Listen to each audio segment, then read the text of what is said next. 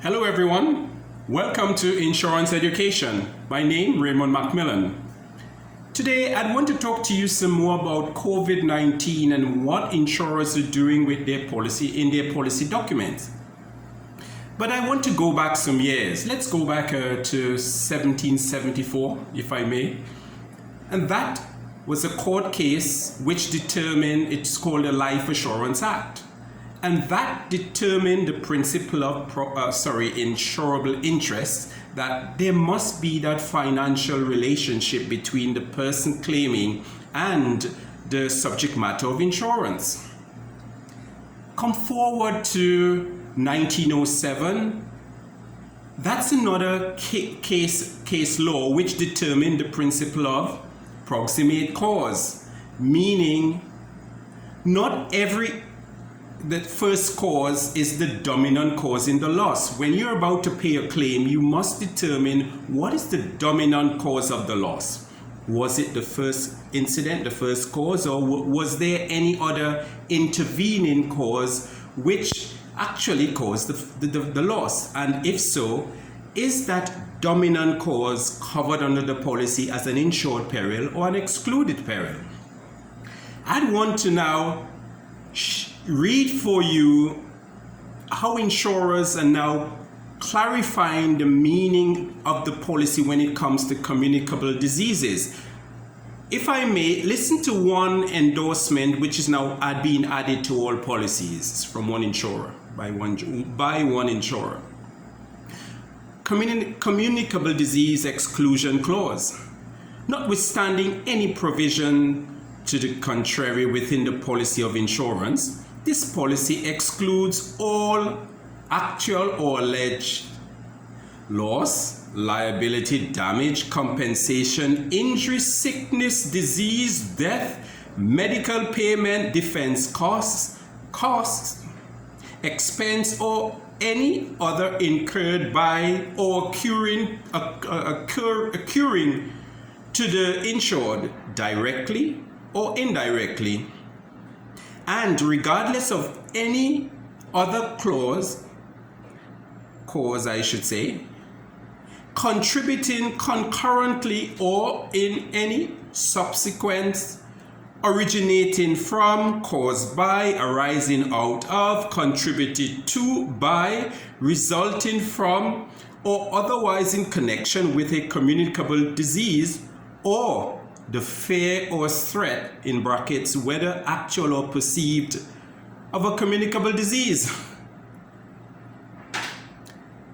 And they went further in the second paragraph to say, as used herein, a communicable disease means any disease which can be transmitted by means of any substance or agent from any organism to other organism, where the substance or agent includes, but is not limited to, a virus, bacterium, parasite, or other methods of transmission, whether direct or indirect, includes but is not limited to airborne transmission, bodily fluid transmission, transmission from or to any surface or object, solid, liquid, or gas, or between organisms. And the disease, substance, or agent can cause or threaten bodily injury, illness, emotional distress, or damage to human health, human welfare, or property. Ladies and gentlemen, we call this, it's an absolute exclusion.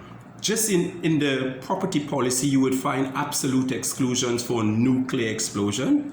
This insurer is saying in no uncertain terms is my policy responding to claims from a communicable disease.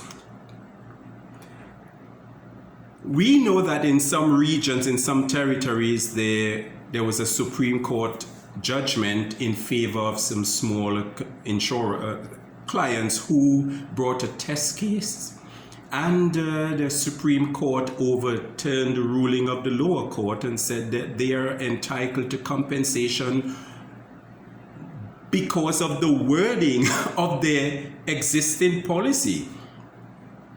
I want to just touch a little on, it's a rule called the contra preferentum rule, where the drafter of an agreement, if there's any ambiguity in the terms in that agreement, it will rule against the person who drafted the agreement. And we know the insurers, they draft the policy document. And if there was any ambiguity in the understanding the terms in that document, and I honestly feel that is why the ruling went against the insurers in that landmark Supreme case. It's because of the way the policy was wording. I bet you now there is no confusion if you have a clause like that inserted in your policy. What is the intention of the insurer regarding communicable diseases?